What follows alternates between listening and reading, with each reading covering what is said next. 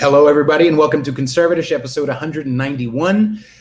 191. I better be famous by 192. This is bullshit. Make sure you subscribe wherever you're listening. Make sure you share this with your less offendable friends. Make sure you find me on Instagram at Peter_Feliciano. Find me on TikTok at Peter Feliciano as well. Twitter at Rule62Peter. And you can support this podcast and my music at patreon.com/Conservatish. Ladies and gentlemen and sirs, it is my privilege to have Megan McGlover on the show. Yay! Thank you. It's Megan. Oh, Megan? Really? Yeah. I've been following you for like 6 months and I haven't heard you say your name. Maybe that's... Yeah, I guess by now I think everybody should know. So, it's probably my fault. I should start announcing myself before I start talking, because usually I just start talking, Do you feel misgendered right now? Do you feel misgendered right now? I never feel misgendered. Unlike so many people, unfortunately, I know who I am. I'm not quite sure what the hell is going on with these X's at the end of words and cis this and all that. I don't know. I don't understand, and I don't want to understand, to be honest with you. I am not in the mood to try to understand what I feel is unnecessary and egregious to just basic common sense. I don't find it necessary. But I do think that people have a right to their own opinions and their own thoughts. So good for you. Whatever. But I'm not going to allow somebody to call me cis and cisgendered or cis woman or whatever, and then call me Black X or whatever. I don't have time. I don't have time for any of that. I don't know what that shit is about, and it's confusing. Right. Anyways, you see, we've gotten off at the right start. I know, right? Before we get into it, where can people find you? You got a book coming out. You got a website. Yes. So you can find me everywhere at Megan McGlover. So my website is meganmcglover.com. Instagram is Megan McGlover. Twitter is Megan McGlover. Facebook is Megan McGlover. My book is entitled Stop Lying, and you can get Stop Lying at stoplyingbook.com. I try to keep it very simple. There's no real excuse for you not to be able to find me. If you know my name, you can find me. And then if you know that the title of my book is Stop Lying, then you can go to stoplyingbook.com. I'm not here for the complexities of things. I like to keep things as simple as possible, because then you don't have any excuse. Right. Stoplyingbook.com. That's the name of the book. My name is Megan McGlover. Everything is under Megan McGlover. Okay? That's it. Very simple. Very easy. People say, "Oh my God, I couldn't find you." Well, you weren't looking. Maybe some people miss the C. Some people miss the C and they go just MG or some shit like that. Well, I have considered that. Some people do say Megan Glover, but that's not my name. It's Meg Glover. So hey, again, we're the only people intelligent in this world. I don't know why we even mess with the rest of these people. There's a lot of intelligent people. Just that, it's that the emotions surrounding ignorance is so huge. Yeah. That intelligent people have been known to be more subtle and less emotional, right? Of course, we get emotional. People get emotional about things, right? So that's not the issue. That's not the concern. The issue is that intelligent people are no match for loud ignorance. We're no match for loud ignorance. So that's where we're at right now. I'd even add to that as well. Intelligent people have usually made a lot of mistakes and learned from those mistakes. And through those mistakes, they've learned that they're not always correct. Right. And that's the thing about ignorance, is people think, I've never really been challenged to this level. So if you're intellectually challenging me, if you're challenging my ideology, you must be personally challenging me. And that makes me want to get defensive, strike out, close you down, shut you down, censor you, yeah. Right. Yeah, absolutely. I agree 110%. I mean, the way things are playing out is it's like, at first it was like a movie, but now and then it got into a horror film, and now it's just shocking trash scripted reality TV now, because now things are coming out and oh yes, we censored and we shouldn't have. Oh yes, we censored the votes, and yes, some of the machines were the wrong kind of machines. Oh, and yes, we could have used hydrochloric, and but we did. Oh, and yeah, and all this fucking shit, right? All this stuff now you got men with their penises out inside of an all women's spa. You know, like it's just you can't even at this point. It's a trashy reality show that's scripted that is so ludicrous, right? That it's not even funny. You know, it's not even people that like reality TV are looking at this particular show going, "Oh, this is raggedy." You know, like, who wrote this shit? You know, it's terrible now. So people who are intelligent are just pretty much just backing off to see what happens next. Like, how is this going to implode upon itself? Because I'm sure that it will. Right, and that's one of the things I was watching a bunch of your videos to kind of bulk up and get ready. And one of the things that kept coming up in my head is the idea that, and I've been talking about this on my show a lot, unreasonable people do not listen to reason. There's no use, and I don't think there's a use in trying to really reason with them. I've had a lot of conversations with well-meaning white liberals, especially, who are just like, who last year were like, just listen to black people. White people don't get to have a say. And then I put up, what about this black person? What about this black person? What about this trans person? What about this? And just fucking shoving it. And they just la la la la la. Well, they have internalized. So in order to move in order to shut that stuff down, I don't think it's useful for us to expend energy to continue to trying to reason with unreasonable motherfuckers. I think the main thing that we need to do is reach the people in the middle, right? The people who do have common sense, but are busy with their lives and busy with their stuff, and they don't get into the Zer and the Z and the they don't even understand BIPOC and whatever that means. They're just trying to get their lives done. If we can reach those people and say, hey, I know you well-meaning voted for Biden because you got into the booth and were like, well, I think I remember someone saying Trump is racist, so I guess I'll go for Biden. Okay, great, lovely. But now that you made that decision, here's the effects of that. Here's the effects of Democratic policy. Here's the effect. Here's the nuance. Like, let's reach those people. And especially one of the ways personally that I do it is if I need to use identity politics in order to shut down identity politics, I don't care. I do not give a fuck. If it gets my foot in the door, because so many of these people are just la la la la. You don't understand because you have a penis. You don't understand because you're white. You don't understand because you're this, you're that. And as a halvesy, I'm half Puerto Rican, half German, English, and a little bit of black. Where do I fall on the line? Should you only listen to 55% of my opinion? Right. Do I get a seat at 55% of the table? You know what I mean? Right. So I think if we can reach those middle people, maybe that's the way we move forward. What do you think? Well, you're 100% right. You cannot be rational with irrational people. It's impossible. You cannot be rational with people who are irrational. It's just not if someone is yelling and screaming and waving a knife around or whatever, you cannot say, now listen, did you not have enough sleep last night? Or, we can definitely sit down and come to some type of understanding. You can't do that because they're irrational. So you're going to make a fool of yourself. You're probably going to end up getting stabbed. Okay? So what we have to do is we have to cut ties with people that are irrational and do not want to be reached.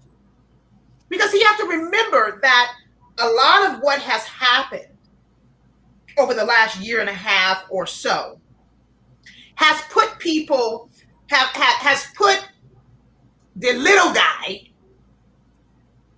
in a place of being the bully. And he likes it. He likes it. You have basically in front of the little puny, skinny, frail, little guy with a couple teeth, crooked, missing, whatever, can't read real good, not a real good athlete.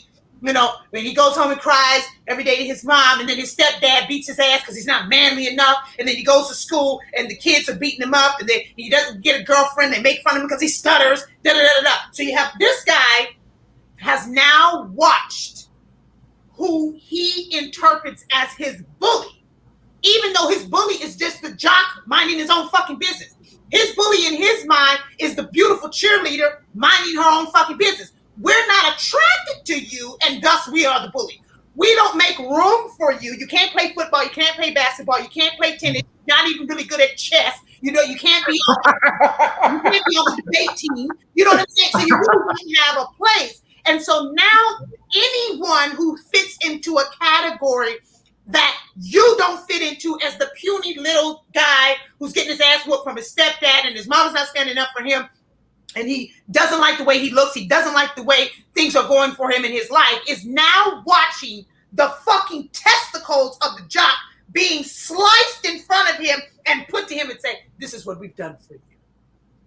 Right. This is what we've done. This is what, oh, that cheerleader. No, fuck her. As a matter of fact, you can become a cheerleader and we will cheer you on more than we'll cheer her on, because see, the men won't make a place for you. So you just come over here and bully the fucking women and just move them over, and you bring your little skinny, scrawny male self over to the girls section and you just take over that. We'll let you take over that.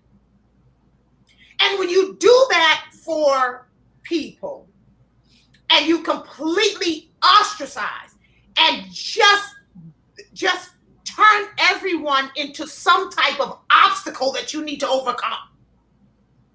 When you do that, you actually take power away from this scrawny kid and force him, you're almost like force feeding him to the point of vomiting with power he can't handle. Because he doesn't even know, he has not come into his own. There are a lot of scrawny, funny looking Bill Gates, number one, people who have learned to develop within their confines of weirdness or being different or whatever. The list goes on and on and on and on. Everyone is not. Fuck, look at Jeff Bezos. I'm sure if we looked at little kid pictures of Jeff Bezos, it's like a fucking turtle. I mean, you know what I'm saying? Like, give me a break. But you have to allow people to grow into their own and to be who they are, so that when they do have power, they have the developmental awareness of how to use the power so that it is not destructive. Right. But they basically have said, well, we'll cut off the testicles of all the men, manly men, and we'll cut off the breast of all the feminine women who support men or support whatever, and so we'll just cut them off, and then now we have a bunch of ill-equipped, ill-matured, unmatured derelicts, really, if you want to be honest, who have power that they cannot handle, right? And they're fucking it up. So we have to cut ties. We have to cut ties from those people. We cannot keep trying to make a way. That's not going to work. The people with whom we need to try to reach now, like you said, Peter, are the people in the middle ground who are like, okay, I'm not a racist. I'm not prejudiced. I've never tried to hurt or harm anybody. I just want to live my life and mind my own fucking business, but I don't want to step on anyone's toes, because I do see that this is a very emotional thing, and I just want to try to be nice to everybody. So somebody tell me what to do. Mm-hmm. Those are the people that we have to try to get a hold of now, because trying to get a hold of people who are rioting and shooting and walking around with a full beard and red lipstick and a fucking purse, going in and out of the goddamn women's bathroom, we can't talk to them. I mean, I can't talk to you. I don't know. That's too much for me. I can't handle it. I don't understand it, and I don't want to understand it. I do not want to understand it. I have no desire to understand how you're going to tell me that you're a woman and you have a dick, balls, hair on your chest, a beard, mustache, big ass Adam's apple, and you have on a purse. So a purse makes you a female? I'm very confused. I'm very, very, very confused, and I refuse. I refuse. I refuse. I won't. Because, and I'll say this, and I'll let you go on to your next question. This is your show. This is not my show. This is your show. No. Go. Because I have had an enormous amount of gay men in my life. Mm-hmm. Enormous. Okay. Mm-hmm. I've had gay men that look like, just like regular big buff, sexy ass men, big buff. I've had the more feminine ones. I've had the twinks. I've had the transvestites, the ones who only dressed up on the weekends to do the drag queen shows. I've had full-blown men that did not have the surgery yet, but lived as a woman. I've had transgendered who have actually went and got their penises taken off. I've had all of them. But I have never, and I will not, I have never had a man with a full fucking beard put on red lipstick and tell me he's going with me into the women's restroom. That has never happened. Never will.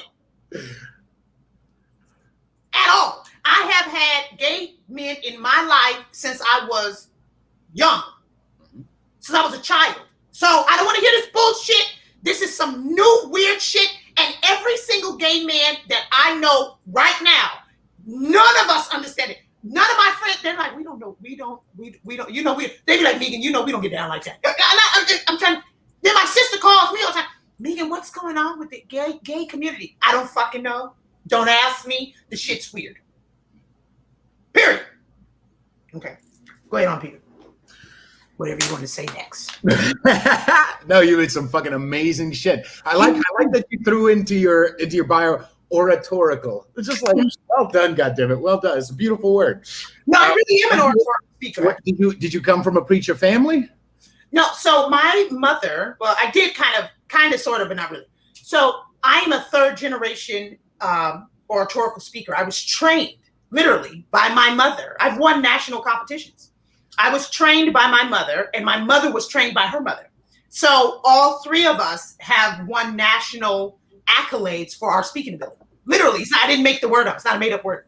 Yeah. No, not at all. I appreciate it very much. It's beautiful. Yeah, thank you. And I like the effect of it even better. Thank you. Now, one of the things, you ever listen to the comic Patrice O'Neal? No.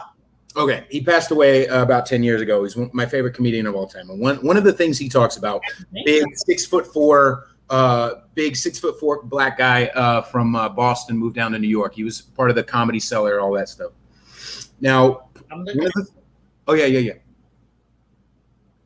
Oh, I've seen this guy before. Yeah, but I couldn't tell you one of his jokes. No, don't worry. Go ahead. Yes. Mm-hmm. One of the things Patrice talked about on Opie and Anthony was this idea of power and how absolute power corrupts. And one of the things he talked about was female cops. Mm-hmm. The thing is that his experience, and he's a black guy in Boston. Boston's like a racist San Francisco, and this was Boston in the 80s. Okay, he said he never had a bad experience with a big statey, meaning 6 foot plus, built as fuck, stepped into the role like he stepped into his natural habitat. A cop that was built to be a cop. He would be able to arrest you even if he didn't have a badge, right?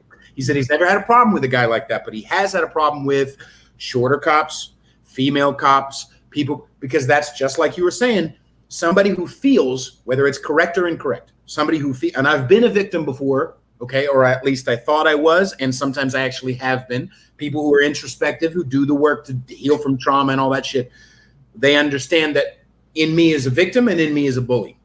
Mm-hmm. Once you give a victim, somebody who has not done any healing around it, you suddenly give them a gun, what happens? You suddenly give them a badge, you suddenly give them the ability to go, I'm going to give you a ticket because I want to. I'm going to handcuff you because I want to. I'm going to ask you to move 2 centimeters to the right, and if you don't, I'm going to hit you in the. You know what I'm saying? Like, power corrupts, and so to give these people power, exactly like what you're saying, is not the way. Okay, because some of it is valid, some of it is actual victimhood, and some of it is, a large percentage of it is perceived. We all have existential dread. We all have existential disconnection. We all have hurt. We all have pain. And now to say, hey, person, you know this pain you're feeling? You know this existential dread? This is because of white men. Of course, and if you drum that into their fucking head young enough and enough times, it's going to make them want to lash out. Yeah, that critical race bullshit. I don't want to talk about that. But yeah, it's the Napoleon complex. You know, that's all it is the Napoleon complex. So, but here's the caveat. We have to be careful with whom we as citizens decide who has the authority and or the right to use that authority based on their particular title. So for example, yes, there are a lot of police officers that have no right being police officers. They suck, they're shitty, the whole nine. But the fact is that they're still a fucking police officer. And so let's say somebody, a cop approaches me and I can tell because this actually just happened to me a couple of weeks ago, and I have not told the story just yet on Instagram because I filed an official complaint. So, and then he had to let me go. He had to apologize, the whole nine. But I already knew he was having a bad day. The way that he approached me, very, very aggressive. Just, and I even said to him, listen, I don't want any problems or anything. Whatever you need from me, I'm willing to give you whatever you need. So on, blase, blase. He did some really, really, really unnecessary things. But it is not for me at that time. Mm-hmm. It is not for me at that time to try to let him know that I know that you're a piece of shit cop and you trying to take something out of me. This is not the fucking time. Right. Because the bottom line is he's still a cop. Whether he should or should not be a cop right now, we cannot discuss. What we need to discuss is, give me my ticket or whatever it is you're going to give me, which of course was dismissed. Give me my ticket or whatever it is you want to give me. Let me go on about my way. And then I will then start making formal complaints to your supervisors and to internal affairs and blah, blah, blah, blah, blah, blah, blah. That's what I'm going to do. I'm not going to risk my life like Sandra Bland did, God rest her soul. There was no reason for that lady to go to jail. Zero. It was a busted tail light. She could have got a fucking ticket and went on about her way. No. She wanted to take the opportunity right there to let this white cop know that he's a white little dick piece of shit, pussy ass motherfucker. You ain't gonna do shit. For what? They took your ass to that jail and choked your ass out.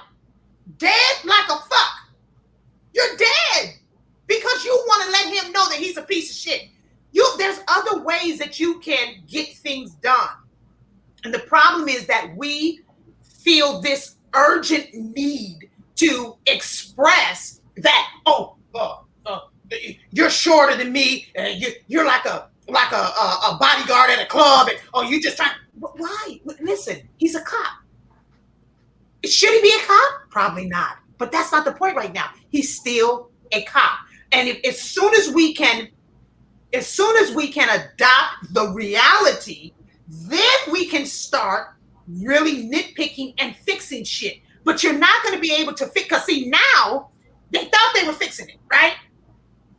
They ain't fixed shit. It's worse. Now Wait. Who? What do you mean? They meaning like Black Lives Matter or whatever. Right. They thought that all of this of trying to persecute the police, all the police and race soldiers and all this other shit, it's actually made things worse. I just saw a video yesterday of a police officer was called to like an upstairs apartment or whatever. I don't know if you saw it. He was called to an upstairs apartment, and he was talking to the lady who I guess called him. And I don't know if she was the girlfriend or the mom. I couldn't really tell. It's a black lady. The cop was white. And you can see that he was talking to the guy that she called the police on through the door. And he was like, hey man, you're not in trouble. Just come to the door, blah, blah, blah, blah, blah. And I guess the guy must have said, I'm going to get my gun or something. Because the police officer was like, no, don't do that, man. Don't do that.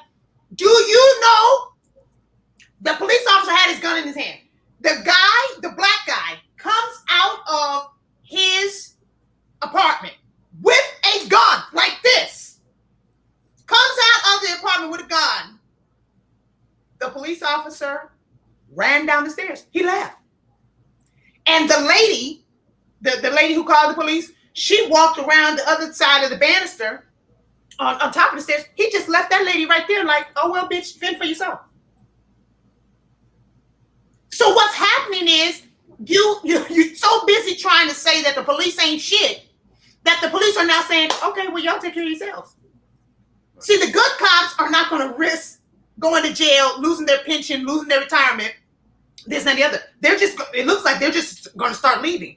And the bad cops are going to do what basically has been done anyways, which is allow you to just kill yourself. That lady could have easily gotten shot. He asked her, where did the guy go? And she said, he went down the stairs. I guess he thought he was going to shoot me. And then that was the end of the video. I was like, oh, wow, this is crazy. Now you won't even be getting any more protect and serve from decent cops because you've completely taken all their power, taken all their authority. The bottom line is you have to respect cops because they're cops. If they don't do shit the way they're supposed to do it, then there are other ways to get that stuff done. But if you start questioning just basic shit, then you can question anything. I don't question a man. I don't have to be like, oh, you ain't a real man. For what? Yo, look, here's the thing. Who fucking cares, bro? What do you want to do? You want to pick this couch up? Pick it up. I'm not going to say, oh, you too small to pick it up.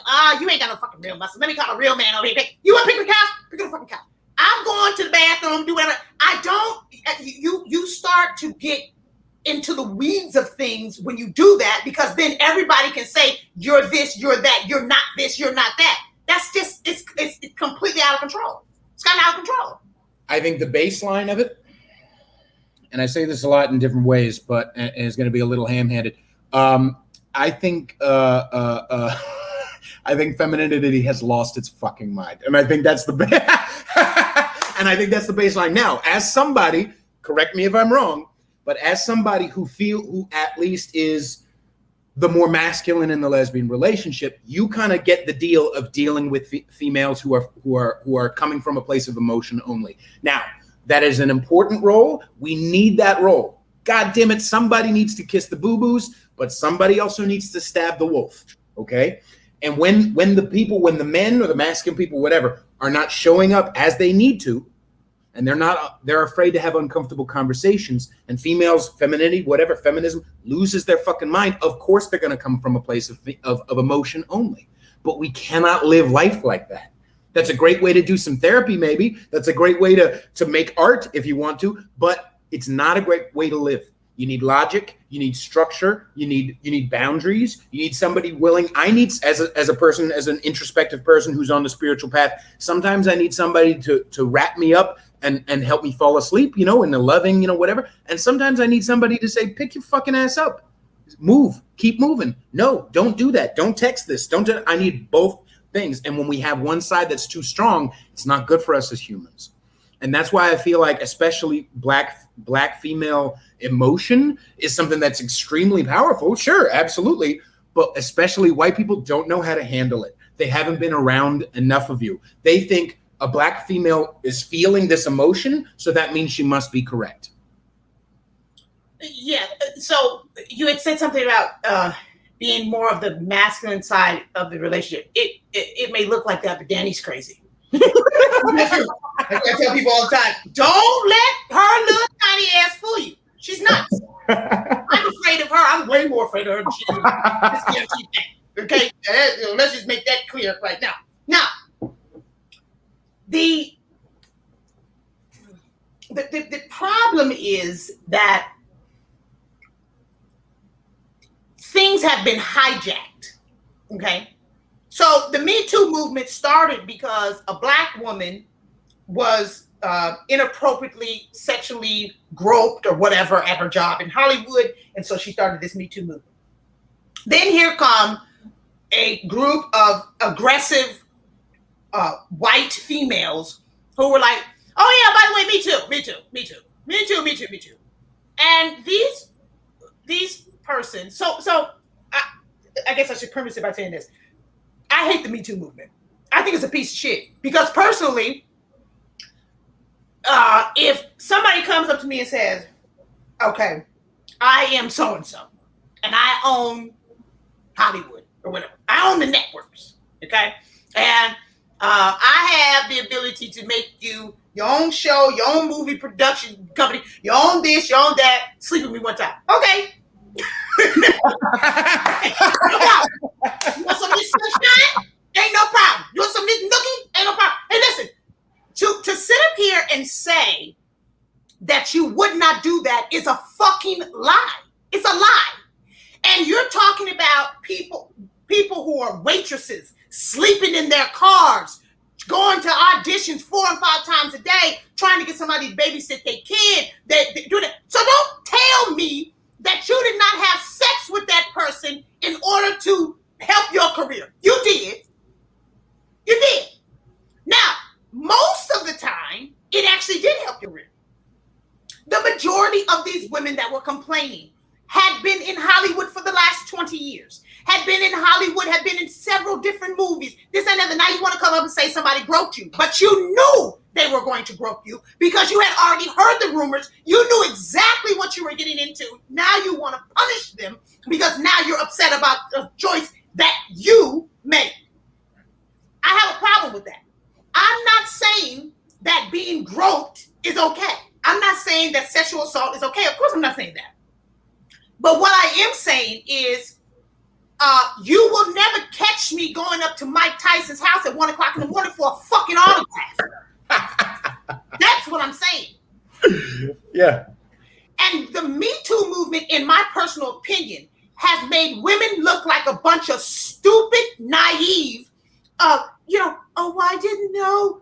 I was laying there naked and I had no idea he was going to put his penis in my mouth. Look here, bitch.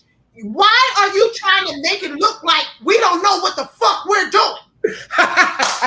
Yes. Don't make me as a female look like a stupid monkey who can't decipher whether, I didn't know. Yes, you did. Yes, you did. Everybody knows. Right. And because of Cardi B, children know. Everybody knows. So don't play that game. Now, if you had a agreement, you had sex with him, and then he didn't come up on his promise, well then now we gotta cause a problem. Because I gave you some nookie, you didn't give me my show. So what the fuck? Okay? Now, this is not about integrity or morals or I'm a Christian and I can't be passing out pussy. Look here, stop that. Stop. I don't want to talk about it. Whatever your personal morals are, it's a whole lot of Christians been sucking dick in the back office at the church at the pastor. So don't start that shit with me. I don't want to hear that bullshit. Right. Okay? All you people need to become Catholics. You can go get some confession because I don't want to hear that shit. You do it. You like what you're doing. Even if you have shame or whatever, you liked it while you were doing it, whatever. Or you did it because based on your current situation, it was an emergency and you had to do what you had to do. I'm not judging. But I feel that when you have this enormous amount of, it's not even feminism, because feminism is not that. It's not what you're seeing. Feminism is a complete and utter appreciation of masculinity. I am feminine. I am a 110% feminine woman who believes in masculinity and the need for yin and yang. Just because I'm not in a heterosexual relationship does not in any way mean that I do not appreciate men. I find men to be very attractive. I think that children need men in the home. Even if they're not in the home, I believe that men need to be around. You cannot just say, we don't need them. We only need them for procreation. That is the most ridiculous, foolish thing because that completely takes away all spirituality. There is a dualness in spirit. So how can you think God is one thing? If that was the case, there'd be no dudes ever. You mean to tell me that you think God is so stupid he couldn't teach a woman he couldn't form a woman to have her own baby by herself? There's a reason for it. The reason there's men on this planet is because God is both. God is an energy that can be directed, the power given to us, obviously, can be directed in any way in which we try to live our life. So when you try to take men out, which is what these feminists are trying to do, or make all the men feminine, which is just disgusting to me. You trying to, all the dudes gotta have on pumps and heels and shit, kissing each other on the fucking award TV show. I mean, it's just getting so absolutely ridiculous. It's the same thing. That is the same thing as trans women are the new women. It's the same shit. Now you have men with penises and breast implants and long hair and lashes and shit telling me to my face. Well, they were not to my face. Now let's not get out of control. Because they know better, number one. No, and number two, I know I'm upset. Satan lives in the fucking dark. Let's calm down. I know I'm upset, but let's make sense, okay? Right. Telling women in their face that you ain't a woman, I'm a woman, or some crazy, you know, this has gotten ridiculous. It's gotten absurd. And it started with, in my personal opinion, it got a lot of momentum. I don't think it started in that place, but it got a lot of momentum when you had women coming up against men in general and saying, oh, we don't even want you to be our allies. We don't even want your support at all. That's stupid. That's dumb. So now you have a movement of a bunch of dudes in dresses that have completely outshined the Me Too movement. You ain't nobody even talking about Me Too no more. Now you got dudes. Now everything is about the dudes in the walking around with lipstick. And especially with the Black community, with the female community, with the whatever, and the gay community. I was listening to Scott Thompson on this episode, and he talked on this episode of a podcast, and he talked about he hates the phrase LGBT. Partially, I'm sure. Well, what he said was because it takes sex out of it, makes it sound like NBC or CBC or age. You know, it takes. As he put it, it takes cocksucking and muff diving out of the equation, which is like, let's be real, right? Right. But also, it was the trans people hijacking. No, I have to be a part of it too. I can't do my own thing. You have to, and anytime there's a victimness, there's going to be people who take advantage of, because victim equals money, victim equals power, right? Yeah. So because most people most white liberals, they just don't know any better. I think personally, they don't know enough Black people to know how nuanced you motherfuckers are, how complicated, how many of you own guns, how many of you are conservative, how many of you think for your fucking selves, how many of you like Boz Skaggs and Steely Dan. Like, they don't understand that you're a complicated person. They like white, or they like Black people, as I say, they like Black people in their philanthropy and in their art. They don't like them in their streets. They don't know how to talk to you. It's not even a phobia necessarily. They just have a disconnect of life. They have a different circle. They have a different culture. And so when they follow some Black Instagram account who says, now they're like, oh, I guess I have to go too. It's bullshit, right? Well, see, I don't know. I mean, yes, I agree with what you're saying, I agree with what you're saying, but here's my issue with that. I grew up in private school, went to private school my whole life, and the majority of the time I was the only Black person in the whole school. I'm very pro-melanation. I'm melanated and I'm pro-melanation. So I don't say I'm pro-Black or I'm pro-African American. I'm melanated. I'm pro-melanation. Okay? Now, I am in no way whitewashed, even though I went to school with white people. I'm not, like trying to look like a white person. None of that has happened, okay? That's because the way in which I was raised, my mother was very, very serious about me knowing who I am, where I come from, and that I can walk into any room and do my thing. Okay. The idea that white people don't know Black people, I have a problem with that, because I'm not trying to get to know white people. So why should they try to get to know Black people? Do you understand what I'm saying? I'll clarify what I mean. Okay. If they're going to, I'm not saying they need to, mm-hmm. but what they've done is set themselves up as allies and saviors. Okay, I understand. They don't know enough of you motherfuckers. So that's the white guilt. That's all that is. It's just white guilt. So there's nothing really that we can do about that, because if you, when you're dealing with white guilt, right?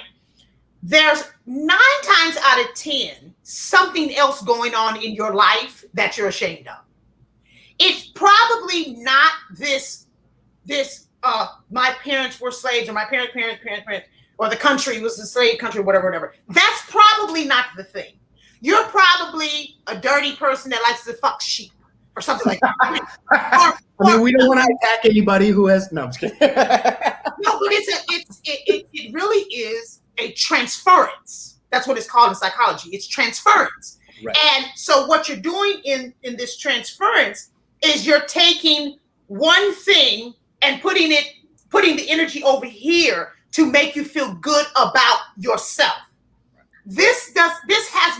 White guilt has much less to do with Black people than it does to do with the individual white person or whatever color that is saying there's something within me I need to pay penance. That's really what it is. They're trying to, do their Hail Mary on their beads, 1,000 times or whatever, to cover up and or to make them feel that they've done whatever it is that they need to do to get into heaven or wherever it is that they want to go. Okay, or get out of a purgatory or whatever. Okay, now the what would really help white people in general is if they would mind their own business. And I know that is a crazy thing to say, because the majority of African Americans or Black people, the majority of them say we need white people to help us fix this. But the problem is that what they're fixing, they're breaking. So I just rather everybody just stop, because the white liberals, have you seen Oregon? Ain't no Black people over there. Yes. Exactly. They've torn it down, burned it down. Look, yeah. The police cannot even serve a get out of the house, eviction. They can't even serve an eviction notice out there. They got the mob with bombs and guns every time the police department check out. That's complete and utter chaos in the name of Black Lives Matter. Are you fucking kidding me? There's no Black person over there. So it is completely going against what actual melanated people want. What we want has nothing to do with what these white people are doing. Nothing at all.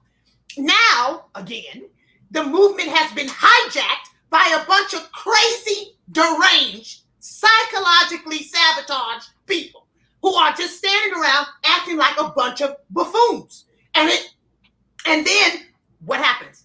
Black people get blamed for it because it started with this George Floyd, blah, blah, blah, blah, blah, blah. Now you got all these white people in Oregon who can pretty much live lawlessly under the umbrella of, well, we're doing it for Black people. So that's why I say, white people, please don't do anything. Don't do anything, because you're fucking up. You're going to mess it up. And that's beautiful. And I would also add, one of the phrases you said was, to fix this.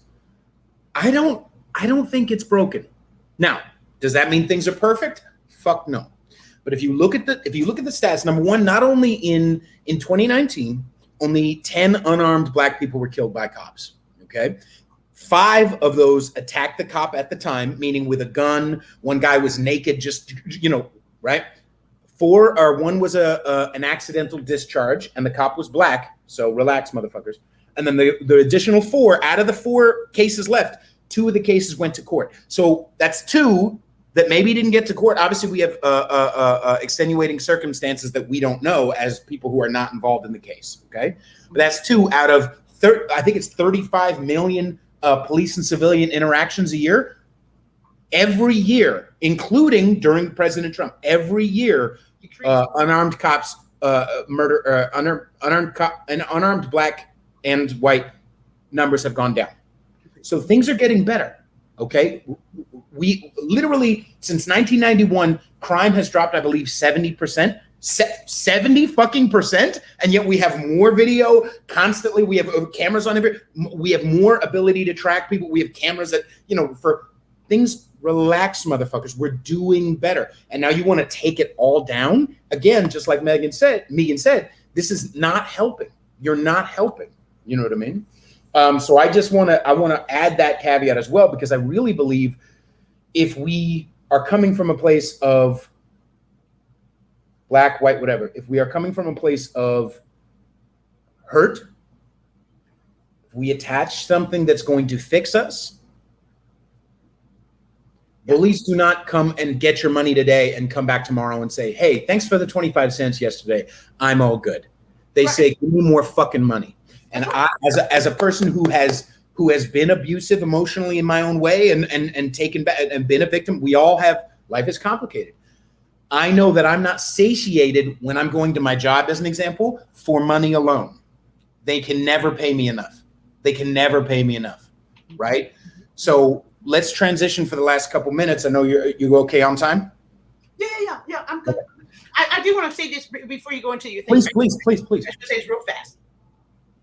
I think I agree with you because the numbers don't lie, right? So you can't just make up shit.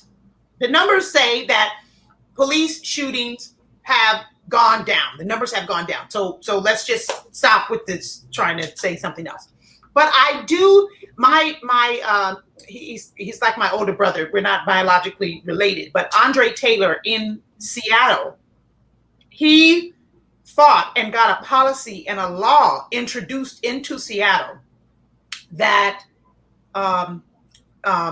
goes along with excessive police aggressiveness or excessive if they're not abiding by the rules. There is a law and a policy in place, so it cannot be assumed. You can't just be like, well, I guess he broke the law. I guess, it is like a straight up, here are the guidelines, blah, blah, blah. If you don't follow these guidelines, then you're probably going to get in trouble.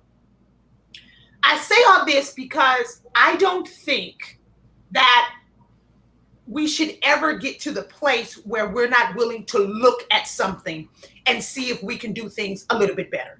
Sure. Doesn't mean that what we're doing right now is broken, but it means that we are a growing society. We are growing in our understandings and even in our needs. And sometimes we do need to make some adjustments and or changes because that's just life, right? We evolve, we change, so we need to take a look at things. But to defund, overhaul, disenfranchise, it's the stupidest way to go about doing things. Because now, the other day, here in Chicago, we had over 20-something people get shot, 4 different instances in one day, in a 2.5-mile radius. At one corner, over 11 people got shot in one day. On another corner, 6 people got shot. When this is all within like a 2 or 3 hour span. So you can't tell me that this whole idea of disrespecting the police is smart. It's not. You're dying. I mean, like, what the fuck is wrong with you people? Right. The majority of the black people I've talked to on my show, one guy, Alex C., if everybody wants to go look up that episode, it came out last year, was essentially he lived in Detroit, and he lives in Detroit. He's like in the dirt, dark, nasty shit part of fucking Detroit, like the bad part. And he said, the people I know want more police. Yeah. They want more cops. They're not comfortable living next to the asshole who's going to shoot somebody just because they have the same color skin. You know what I mean? Like, they want to live in a safe place too. That's right. And yes, he said he's been shot at twice just from being around people who are being shot at. You know what I mean? Like, it's a dangerous fucking life, right? Yeah. And to that point, when you're talking about, yes, it's good for us to take inventory of ourselves and of our communities and of our whatever, but who's got the magnifying glass, number one, and right. Be careful of the solutions you put up. Be careful of the solutions. If the solution is we need to hire 58,000 people to be a diversity team, that's not a groundswell solution. That's not a real solution. And it's just the government saying, money, please, give us more money, please, give us more power. We need to be careful of that stuff. So it sounds like your friend in Seattle, your brother in Seattle, that worked out well, and that's good. Incredible. It's an incredible shit. What's the number on it? It's oh damn. I can't remember, but his name is Andre L. Taylor. And I mean, you should get him on your show too. I mean, he's phenomenal. And he talks about how he got 24 something. Shit, I can't remember what it is. But anyways, all you really have to do is model what he's already done. Just do it in every city. It's very simple. Just do it in every city. As a matter of fact, just this year alone, I think 4 police officers have had to go to jail because they violated this particular policy. They did something. So that's what I'm saying. It's not hard to get bad cops off the street. It's not hard, but you cannot lump all the cops together. That's the first thing.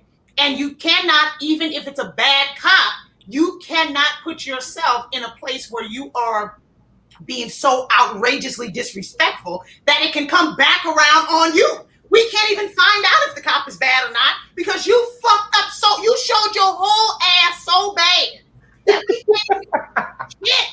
We're like, damn, what the fuck? Like the fucking broad over there in Tennessee who, oh God, that was so bad.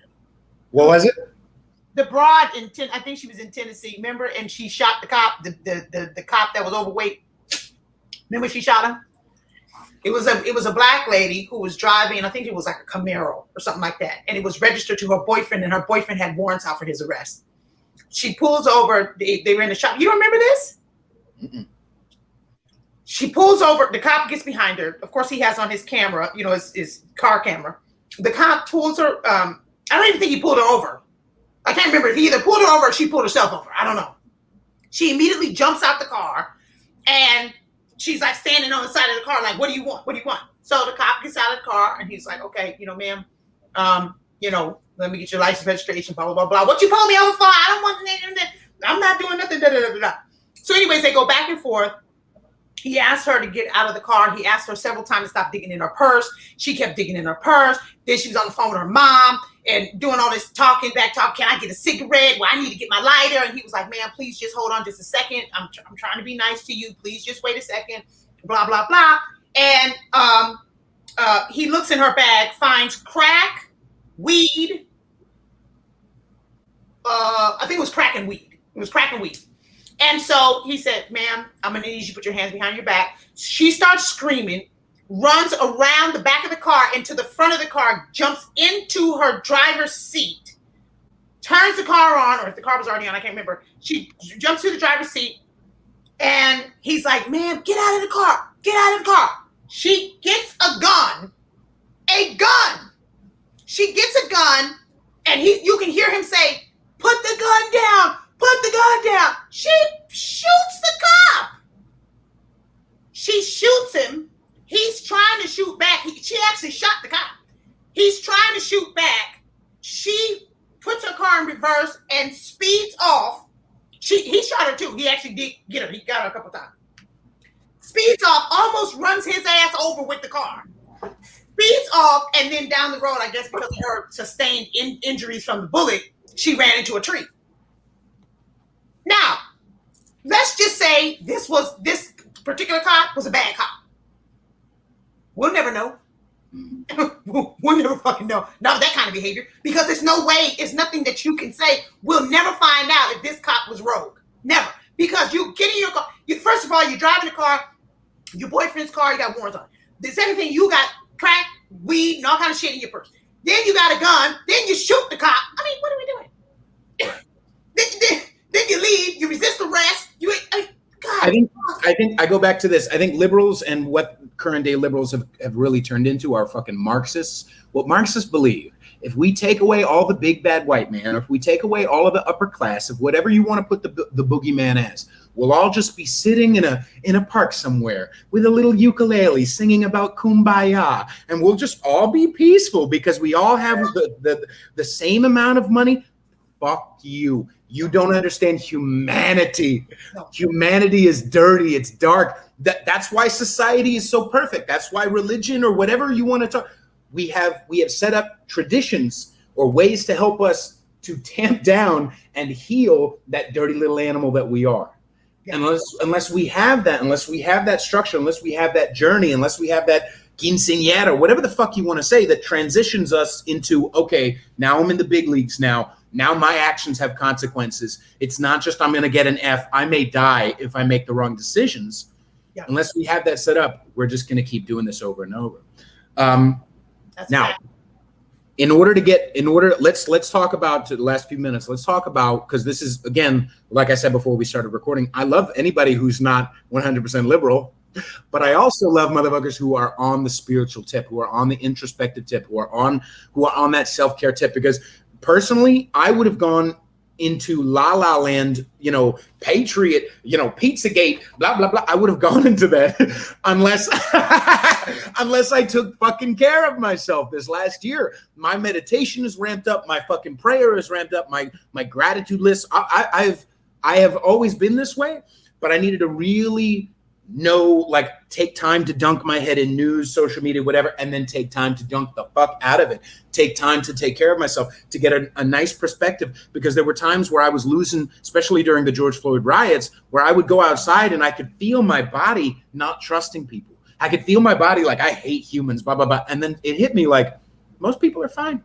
They're just going to the cafe. Like they don't, it's relaxed, Pete. It's all right. Yeah. So you've been an oratorical speaker, you've been taking care of you, you've been a motivational speaker, you've been a coach. And for Stop Lying, what is the gist of that, and how does that fit into your travels through social media, through the news, and through politics? Well, every Sunday morning I do a live meditation. I used to do it live on Instagram, but I took it from Instagram because they were getting on my fucking nerves, because they would keep stopping my live if I played any type of 528 hertz or something. Oh, well, this goes against, I don't have time for that. So what I did was, in my app is entitled McGloverable, MCG. So it's my last name and then ABLE at the end, McGloverable. And on my app, we do live meditation every Sunday. Because I want people to have a place where they can come and we can talk about, just regular shit that's going on throughout the week. We can also do our breathing, and it's a guided meditation by me, and it's been very, very powerful and very, very good, because you're 100% right. The energy had gotten real low. The vibration had gotten really, really low, and it is still quite low. But you have the power and the ability to rise above it. And so to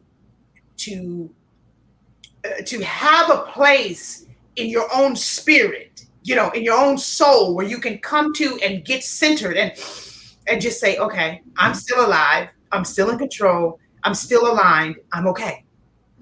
When you have that, then you can go outside and you may feel a little something, but you just bring it back in and you're like, okay, I'm back at the center of where I started this morning when I did my first meditation. So it's, obviously super duper important. Now, my book, Stop Lying, it's quite interesting. It's a novel meets self-help meets research, right? So I am in the dissertation stage of my PhD for the physiology of social psychology. So that is what my PhD is in. And so the idea is that I take lying, right? And then I look at why we do it as humans. What are the different reasons, that we feel that we have in order to lie? How is it that we feel that we need to do it in order to survive? Do we do it to try to hide things from other people that know stuff about us? Are we trying to protect other people from different things? And so we lie. So I break all that down. Then I also break down the vibration of a lie, the actual scientific vibration of a lie. I break down the physiology of what it does to the brain and the chemicals in the brain, and how you can lie over and over and over again. And it becomes so normal that your triggers in your brain that are supposed to stop you from lying, they just fade away. So you become a pathological liar because there's nothing sensing in there saying, "Ooh, I'm telling a lie. This doesn't feel right." I talk about all these different type of science experiments that have gone on, and what lying does to the body, how it messes with your heart, how it stresses you out, how it causes high blood pressure. So I break all that down. I also, obviously, I wrote it. So there's a whole bunch of little different pockets of me just, talking about different experiences with my clients. I'm talking about different experiences in my own life.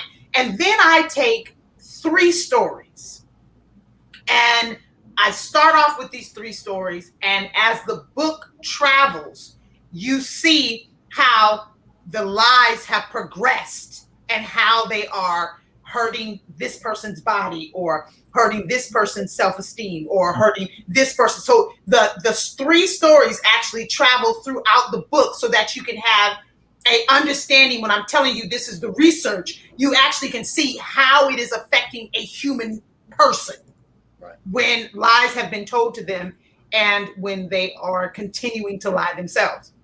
So it's a phenomenal. I just fucking tell you, I really think it's the best I've done. I mean, it really is best shit I've done as far as work is concerned so far in my life. It really is. I mean, it is. I read it again the other day because I wanted to do see if I just that last little bit. I just wanted one more time. Let me just. I was reading it. I was like, this shit is fucking good. Like, that's a good feeling, isn't it? I was like, damn, you wrote this shit, damn. Like, really some cold-blooded shit. Like, I must have been in some kind of trance when I was writing this. I mean, it is so thorough. And it's really not, it's not that big. I mean, it's only 137 pages. But it's really a phenomenal piece of work that just breaks down. So I'll read you the chapters. It begins with a lie. What lies ahead? The lying narrator. Triggers. Why lie? How lying affects the body. Generational lies. Pathology. Lies beget lies. The effect of lies on the soul and the spirit. Certain sound. The healing. How to stop lying. So, I mean, any page, you can just open up a page and be like, damn. I even break down in German and Hebrew and all these different languages, what lying means and how words have power. You cannot just go around willy-nilly saying all kind of old filth-farm shit. You can't do it. You cannot do it, except for an effect that's coming based on your cause. So if you're okay with that, and you're okay with whatever that effect's going to be from your cause, well then, albeit. So it's a really, really good book. It's not a book for children. It's not, it's not necessarily cuss words. It's just, there is some adult situation here. You see, some of these stories are about drugs and sex and, shit like that. So you don't want to, this is not for children. It is for, adults. It's for, adult people, for people who pay bills. You know what I mean? Adult people, 18 and over or whatever. Maybe it might be too hard for 18-year-olds, but it's pretty complex. But it's a good book. It's really good. That's awesome. Yeah, I had that same feeling. I used to, again, like I said, I've been working on myself for a long time, but especially the last 3 years, I've really ramped up my shit. And when I was getting ready to put out my first album about a year and a half ago, I remember feeling like, it's all self-doubt, and I've spent thousands of dollars and tons of time and literally years on this shit. And then my producer was like, spend a month away from it and come back to it. And I remember going back and listening to the song. I'm like, this shit is fire. All right. Okay. I'm like, who wrote this? You know what I mean? Oh, I like this stuff. And there's this one song, like I told you about rappers. And for some reason, I know this sounds like ego, but fuck you for a second, everybody. Just listen to me. Yeah. When I listen to it, sometimes it gives me chills. And I'm like, a piece of me feels like, because it was really difficult for me to give myself credit for the shit that I actually earned and worked for a long time. And I thought the spiritual thing was to just self-effacing and just, I'm bad. And I'm just a channel for God or spirit or whatever. And that is true. But at the same time, I did actually have the balls to step up there to book the producer, to spend the money. You actually had the balls to put the pen on the pad and write this. You know what I mean? So I kind of feel like you do deserve credit as well. we have to be careful, Peter, about allowing other people to shame us for being proud. You see, I talk about it in the book. I actually say that humility is a word that that religious ideology uses to shame you into having self-confidence, to shame you from it. Because if you have confidence, you cannot be controlled. So the word humble is different than the word humility. That's two different things. To be humble is to say, I understand that I am a musician and that spirit is channeling through me, and thus I am making beautiful music. Okay, I'm humble enough to understand that I'm not here by myself. I'm not just doing this by myself, that I am in one accord with God. Of course, you know that because you meditate every day. You've taken your spirituality up a notch in the last 3 years. Okay, now, humility on the other hand is to have a low self-regard.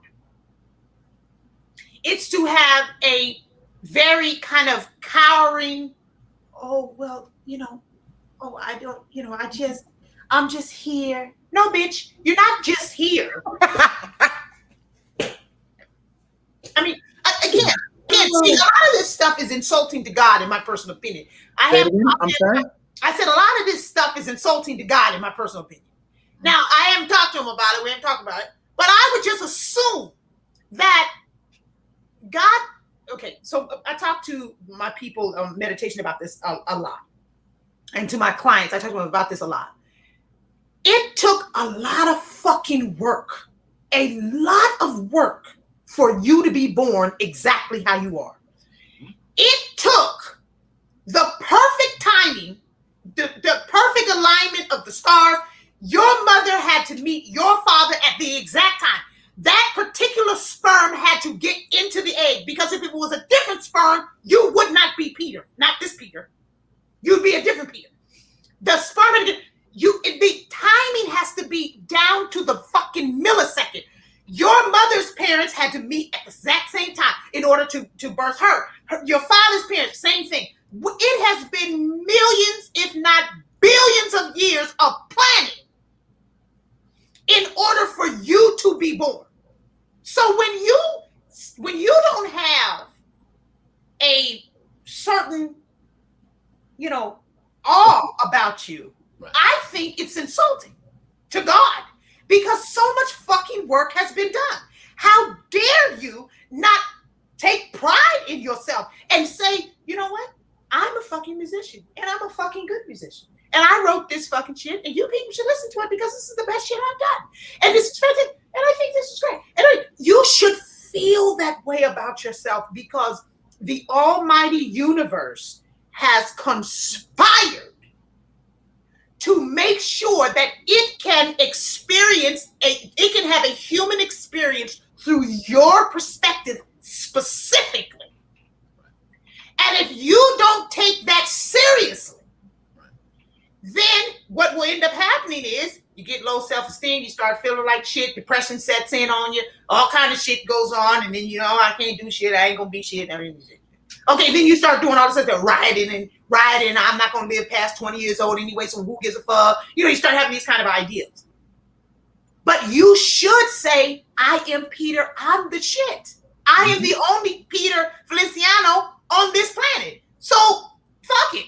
If I was the only diamond on this planet, I'd be priceless. So why is it that we have to belittle ourselves just so to make somebody else feel comfortable with our talent? No, bitch, you go find your talent and be proud of that shit, and then I'm gonna be like, yeah, I know that's right, motherfucker. Yeah, you do your shit, and then you can cheer me on and be like, yeah, Megan, you do your shit. But this whole idea of everybody gets a goddamn consolation prize has got to stop.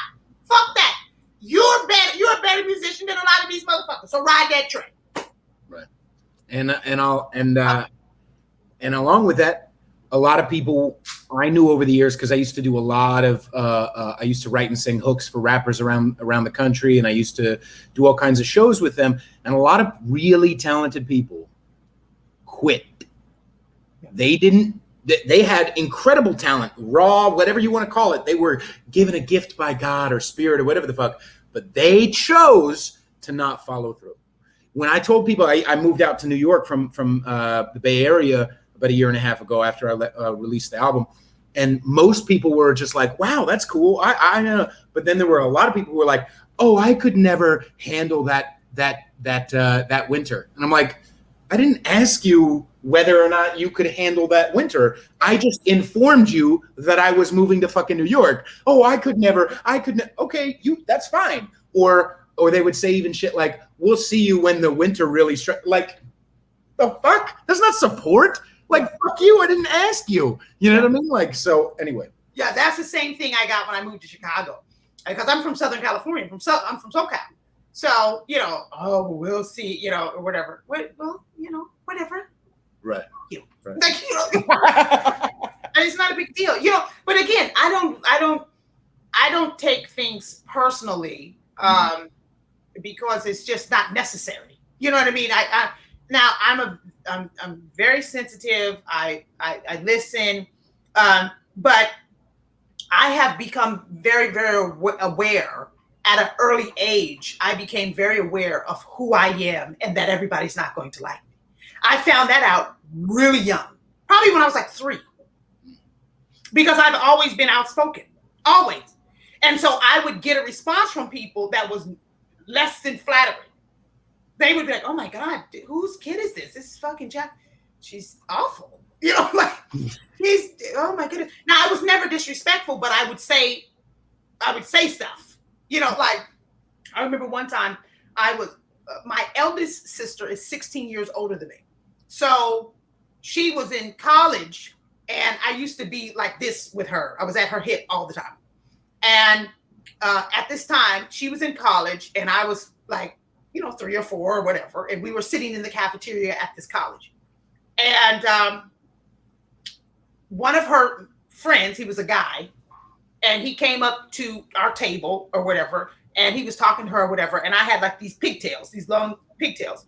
And no, that's not what happened. He said hi to me. Now, when I was younger, I didn't like to talk to people. I only liked to talk to people that I knew. I had no intention on getting to know new people. I didn't want to get to know new people. For whatever reason, when I was a kid, I wasn't social. I would talk to people I knew. I talk a lot. But regular strangers, my mother told me not to speak to strangers. And so I made a habit not to talk to them. Okay, so anyway. So he was like, hey, hey, Megan, Debbie says whatever. And I didn't speak. I didn't say anything. And so he said it again. And he kind of like nudged me, like, like, speak, I'm talking to you. And I didn't say anything. And so he says to my sister, your little sister is rude. Make her talk to me. I'm telling her hi, make her talk. And so my sister said to him, well, Megan doesn't like to talk to me. If she doesn't like you, she won't speak to you. And obviously she doesn't like you, and I can't force her to say hi to you. You're not an elder. She doesn't have to. It's not like she's being disrespectful. She just doesn't want to talk to you. Well, he pulled one of my pigtails, So I grabbed the ketchup bottle, and I was like 3 or 4 years old.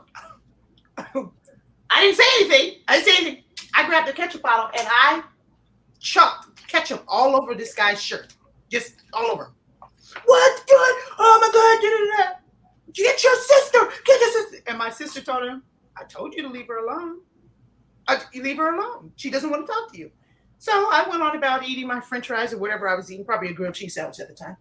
And that was the end of that. But this is how my life has been for a long time. People have always tried to control me, tell me what to do. Or you talk too loud, or you talk too much, or hey, people ain't like me for a long time. You ain't gonna make me no difference. I don't give a shit. More people like me now than like me when I was younger. So, you know what I mean? You've got to get into that niche where you are so impressed by what you've been through and the fact that you came out of it and you're just proud of yourself, that you're not bitter and regretful and resentful and mean and nasty. And you got to be like, yo, wow, I made it through that and I'm still smiling. I can still find happiness all over New York, which has really turned out to be a piece of shit lately. But it's not that bad. It's not that bad. It's not Brooklyn. Let's just say that. Fuck Brooklyn all the way. Manhattan's okay. But yeah, you got. Well, I mean, California doesn't have it any better. Neither does Chicago, to be honest with you. The mayor that we have out here, this lady is completely crazy. So, right. But she's a lesbian, doesn't that mean she's above reproach because she's black? And she's black. And she's a she. There's no excuse for that type of behavior. She's black, she, and a lesbian, and she's married to a white person. So I don't understand. I don't understand what the hell the lady is doing. You would think from a black lesbian lady who's married to a white lady or man or whatever that is, you would think that this city would be a utopia. Mm. But it is the exact opposite of utopia. So what is that? Hell? What's the opposite? Hell? The devil's asshole? I mean, it's just dude, we right in the crevice looking at hemorrhoids. Okay? This is what we're dealing with. Okay, honey. Thank you so much. Do you have any other questions for me? No. If you one more time, if you want to just please plug your stuff, please. Okay, plug my stuff. So I'm Megan McGlover. Thank you so much. I have to say first, Peter, thank you so much for sending an email and for staying on me, because I know you had emailed me last year and I didn't get around to it. I really, really appreciate that. And I love what you're doing. We have to continue to keep the Christ consciousness, the Christ grid going around this planet, because we can do it. We can do it. And so I commend you. Please send me a link to your music so that I can support you on that. Just absolutely wonderful. Thank you so much for having me on your show. My name is Megan McGlover. You can reach me at meganglover.com, at Megan McGlover on Instagram, at Megan McGlover on Twitter. My book, Stop Lying, is out for pre-sales right now. You can get it at stoplyingbook.com, stoplyingbook.com. And my app is McGloverable. Awesome. Yeah. There you go. All right, everybody. Make sure you subscribe to her. Go find Megan and go buy that book on pre-sale. Find me on Instagram at Peter_Feliciano. Find me on TikTok at Peter_Feliciano. Find me on Facebook on, how do you do the Macarena? I can't fucking remember. Oh crap! No, I think it's the hips, right? Hips. No, right. No, and then you go hips. And then you jump. Oh, yeah, you spin around. And Macarena. Yeah. That's it right there. We got it. We just showed our age, but I don't give a damn. I don't give a fuck. That is one of my favorite endings to an episode I've ever had. Awesome. Awesome. Now, are you fluent in Spanish? I practice. Estoy practicando mi español, pero no entiendo mucho porque solo mi padre habla mucho español. Pero cada día estoy practicando. Aha. Okay. So basically, I'm only a halvesy Puerto Rican. You're not completely fluent, but you are practicing all the time. You have to keep remembering to practice. Okay, fantastic. And from what I can tell, you speak better Spanish than me. However, I've never admitted online because my Spanish is mucho perfecto. Okay, right. I'll take the taco el gruyense, please. Is that a burrito? Let me tell you something. People hate going to Mexican restaurants with me because I swear I'm like trying to tell them what I want, and they're like, "Ma'am, just say it in English." No, I won't say it in English. You walk in with a tiny Mexican mustache, just like, oh yes. Me gusta. All the people uncomfortable. Yo quiero un taco. All right, now they hate me when I go into a restaurant. But dude, it's a lot of fun. The people are like, well, here comes this crazy lady with her Spanish shit, and it's just really bad. So anyway, you gotta pray for me. We will. And thank you again, Megan. You're amazing. I appreciate it. I'll send you my stuff and I'll send you the link to this on Monday. Okay, sounds good. All right. Thanks, Daddy. Have a great day.